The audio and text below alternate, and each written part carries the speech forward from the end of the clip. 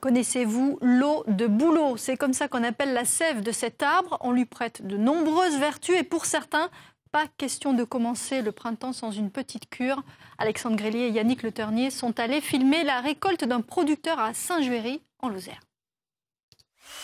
Un petit trou, 3 à 4 cm à travers l'écorce de ce bouleau, et la récolte de la précieuse eau peut commencer. Momentanément, oui, peut-être que je blesse l'arbre par rapport à, mais il y a à peu près 600 litres de sève qui montent en période de feuilles. Hein. Donc là, je ponctionne un tout petit peu, c'est même pas 1 litre par jour, par arbre. Donc c'est vraiment rien du tout. Christophe Vidal a commencé sa récolte annuelle il y a quelques jours. La montée de sève ne dure que 3 semaines, pendant lesquelles le produit va évoluer. En début de saison, c'est la transparence.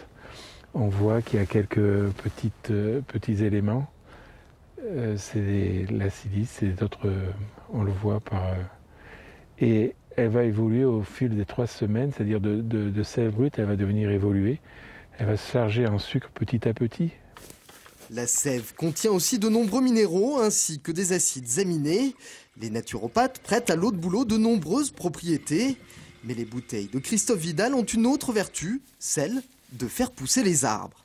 Car cet agriculteur militant réinvestit tous les profits dégagés par ses bouleaux pour planter de nouveaux arbres chaque année sur ses parcelles.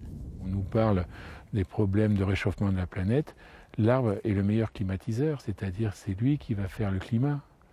Et donc, planter un arbre, pour moi, c'est planter la vie. Avec les 1000 litres d'eau de bouleau qu'il récolte au printemps, Christophe Vidal finance chaque année la plantation de 2000 arbres. C'est bientôt